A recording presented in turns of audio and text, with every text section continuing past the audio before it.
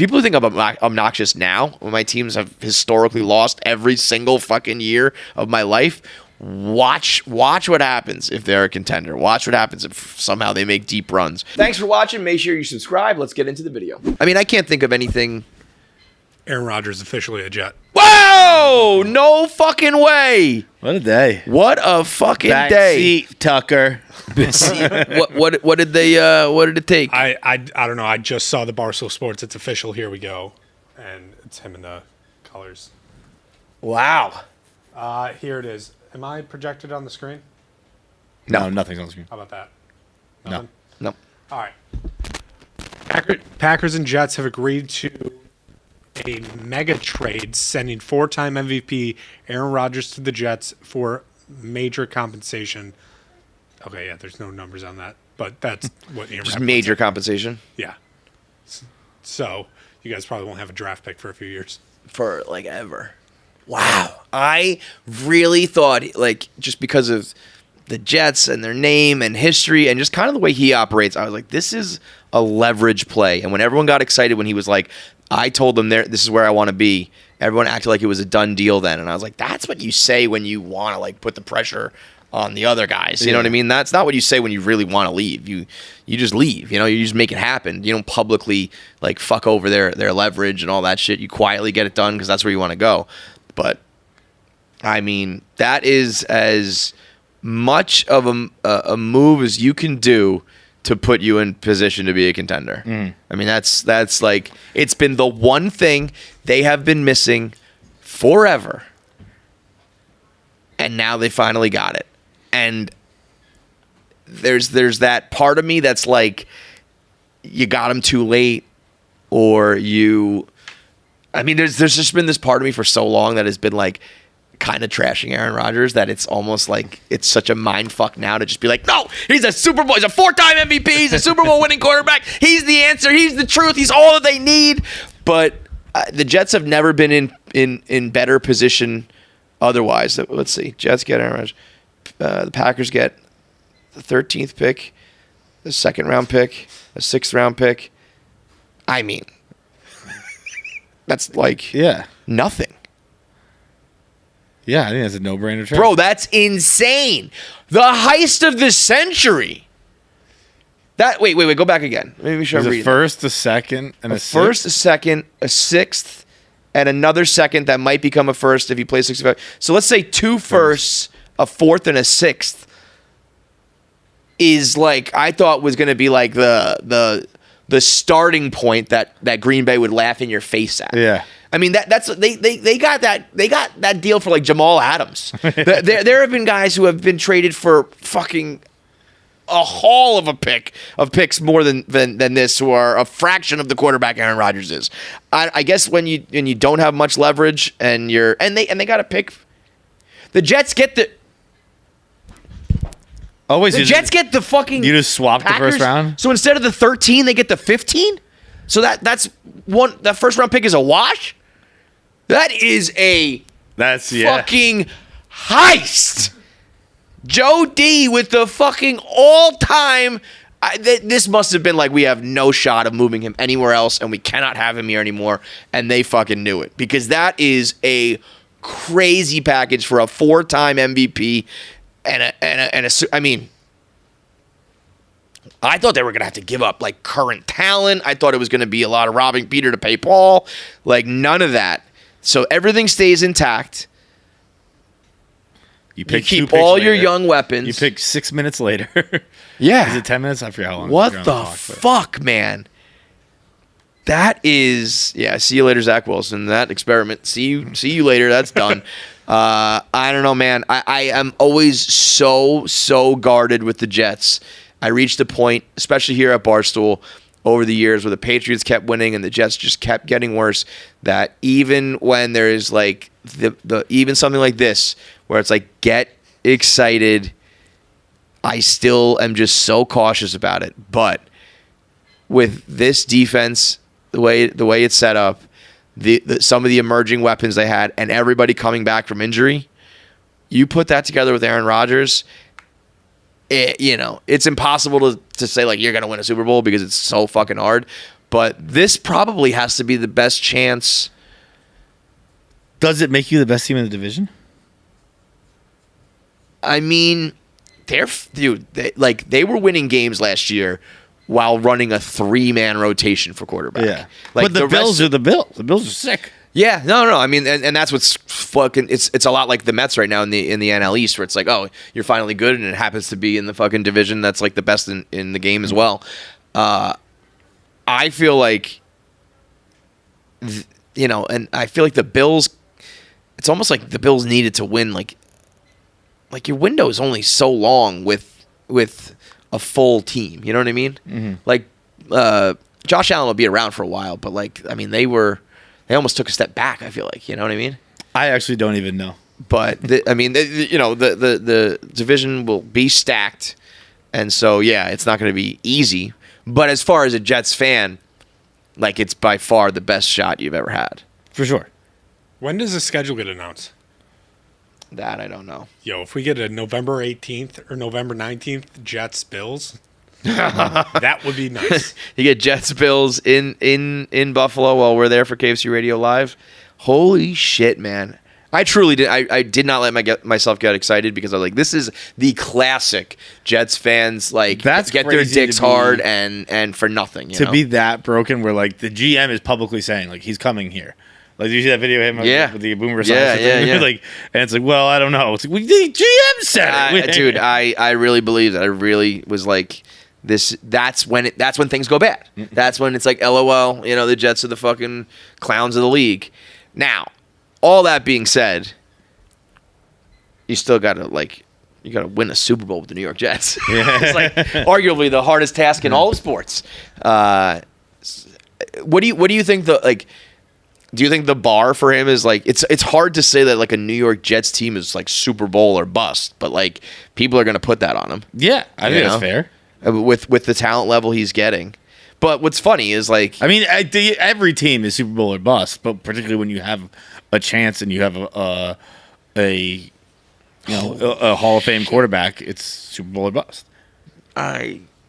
See, now you're dealing with but now the expectations, the expectation, like you just said, are we even sure you're the best team in the AFC East right now? But you've got to put the Super Bowl on your back. Yeah, that's what's so crazy about what Brady did in Tampa Bay.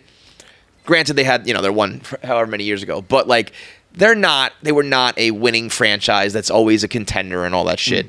And it went from 0 to 100. Yeah. So now that's what's expected. Now it's you're expected to just go somewhere and bring them a Super Bowl. But the difference, guess who? The difference is Tom Brady is Tom Brady and Aaron Rodgers is. And I don't even mean that on field. I mean the locker room experiences with the two people are pretty well reported on. Totally. One is beloved. One has issues. I don't think. But at the same time, I feel like we don't see it as much. But I think the Pat McAfee show has probably been great for him. I think he has a lot of fans in that regard from that sort of stuff. But I'm talking locker room. Yeah, I don't know. I don't know because I actually don't know if that helps him or hurts him in the locker room because I think he's pretty open about it. Yeah, you're gonna be talking to everybody. Right. I'm thinking about it from a fan point of view, where it's you go from any advice for playing in New York. Brett Favre picture. Don't send a dick pic. I mean, that Favre year, people were gassed up. I mean, we were talking shit. That's the thing is they, as a collective, Jets fans will go 0 to 100 too. You know what I mean? We'll be we're winning the fucking Super Bowl. Especially you get off to a hot start. The Jets are 4-0 or some shit. Yeah. Watch the fuck out. We're gonna be so goddamn obnoxious. I say this all the time about me and my teams. You guys, people who think I'm obnoxious now, when my teams have historically lost every single fucking year of my life. Watch what happens if they're a contender. Watch what happens if somehow they make deep runs. What's his contract situation? I would guess 2 years. 2 years, yeah. So you have it locked in for a couple. He signed a 4-year deal. Unreal. It is what you're talking about with winning with the Jets and getting gassed up at 4-0. It is interesting to see. Excuse me, that with with the Knicks, it's happening. I think for a long time that, and I'm sure I've said it before, and I think a lot of people have said it, where you're in the social media era, you can play anywhere, you can still be a superstar. Yeah. I don't think that's true. What do you mean? I don't think. I think you can be And Aaron Rodgers transcends that. He's too big to be. He actually can be. But there's that next level of player where it's like Jalen Brunson. I never heard that name before. Yeah. You can't be a star in Dallas. Right. You have to be in New York. Yeah. You have to be in LA. You have to be in Boston. You have to be in you have to be in the major markets. For sure. Again, Rodgers. It's weird that I'm using this to launch into that, but like I'm kind of using it to combine with the seventh half getting shut down after games. Yeah. Where it is. People were saying extra gear for sure. People were like, "Oh, you have Instagram. You could be a star anywhere." Yeah. Not like a fucking star is a star. And like you can see examples of it. I think Green Bay. I think there will be even a difference in totally Green Bay versus here. Well, yes, Aaron Rodgers is a global star already. But I think the way he's celebrated will be a little bit different. Oh if he goes 4-0 here, 6-0 here. If he is good in New York, I mean. Forget about it. I think it was like the Oklahoma City Thunders of the world started that thing, and we were all like, "Yeah, that does make sense." You can't be a star, right? No, you can be a star, but like Giannis is a star, right? Giannis shuts down Milwaukee. Well, if you come to New York, you shut down Manhattan. Right. Like you will hit that extra gear. My argument is always, is it worth the headache? Because if you don't win, everyone's a fucking asshole to you, and your life sucks. I would argue not, but I'm also not one of these competitive freaks who's been playing professional sports my whole life. If you do win, you are launched into like a level of celebrity that's like, it's like being a movie star. You're like Brad Pitt. Right. Like everybody knows your name because you're the guy who won the Super Bowl for the New York Jets. You're not just like known in your sport, and it won't even fucking matter. Yeah. Exactly. You can still be in that Kevin next Hart's level rom-com, The Wedding Ringer. Yeah. Like it does not. You cannot get that at Wawa, man. You can't get that in a lot of different cities. There's only like a handful of them, and he is poised to do that. I mean, it's just sports is so fucked up where it's like, okay, the bar is like, do the hardest thing in sports now. Otherwise considered a total failure. Holy shit. It is. I'm so excited. I'm so excited to just watch someone who can sling it and play the sport the way it's meant to be played. Do you realize that, like, it's not that the Jets lose. It's that it was an unwatchable product for like 90%. I just went through it with the Mets where it was like, I look at guys that I used to be like, nah, man, this guy's pretty legit. Like, he's pretty good. We're like celebrating like Rajay Davis coming to the Mets. Like, he's a fucking player. And then you get a real team and you're like, oh, wait a minute. This is what it's like when you can actually watch a team who's successful. The fact that we're going to go, like, the way people used to try to force Zach Wilson, people being like, yo, he's going to be a franchise quarterback. No, he's fucking not. Because just look how it's going. After like one game, people were like, he's got the tools. Yeah. I remember Lil Iglesias being like, all right. You make like one third down conversion pass, like down the sideline for like 25 yards in a semi-big spot. People are like, flashes. He's got flashes of greatness. People crown Zach Wilson pretty quick. Right? He's fucking the guy. quick. He's the guy. We did A Star Is Born for Sanchez and Gino, and we had fucking Vic and Tebow and who's the one guy who made that video who hated me? Brooks Bollinger. I mean, we've had the list goes on and on and on of guys who were not just bad and not just didn't get the job done. Were on a level that was so unwatchable that when I would watch, a primetime game between, the Patriots and the Seahawks, like at their peak, I would be like, this is a different product that I'm watching. And the fact that I can just watch that week in and week out, because whether or not you win the Super Bowl, who knows? But Aaron Rodgers will be a quarterback who can score points and move the ball. Yeah. And it sounds crazy that is where I'm at, where it's just like, you're going to get me first downs?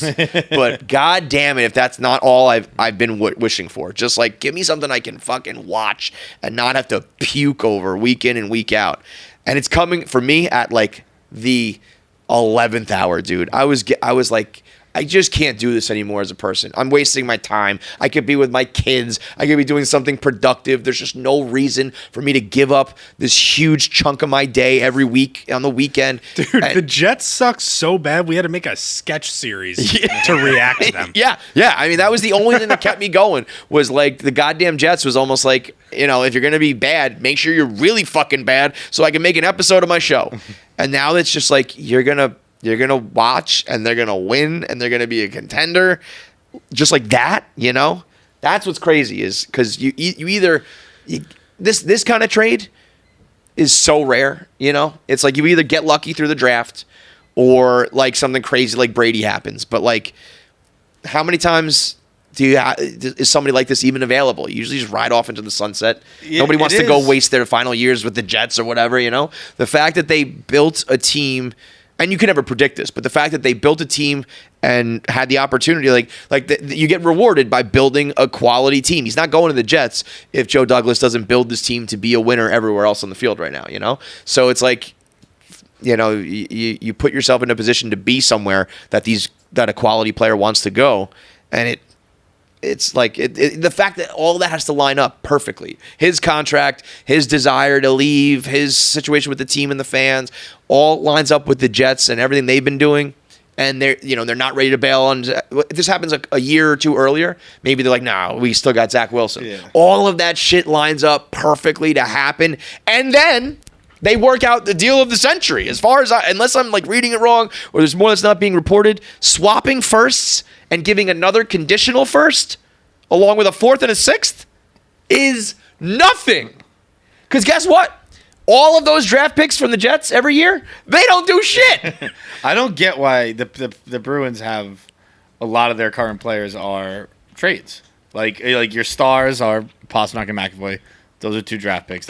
You kind of just get lucky. I mean, they were 2 higher draft picks, but you kind of get lucky. But I think people value kind of like an unscratch like we were saying earlier. Yeah, the potential. Like, people love the potential of prospects and picks. Traded for Hampus Lindholm. Totally. Traded for Linus Ullmark. Absolutely. Traded for fucking Dmitry Orlov. Traded for Garner Hathaway. But what I will say is usually in football, some of these guys, and basketball definitely, people will give up like first-round picks for years. And if you don't hit on that pick, you can dig yourself a fucking hole that you can't get out of because now you can't draft the offensive lineman you need. You can't build from the inside out, all that shit. You can trade for someone who is not a risk. Like it's once you're trading, trade a first round pick for someone who's not a risk. Bro, we have shirts the King of New York already for Aaron Rodgers. I like the Mr. Rogers neighborhood one. That's a good one. What's that? Mr. Rogers neighborhood is awesome with the New York skyline in the background.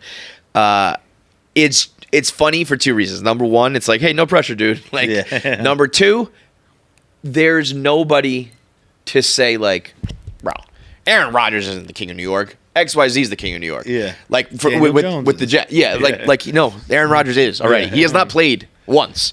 We're getting photoshops of him in Knicks jerseys, and that makes you the King of New York. That's fucking nuts, man.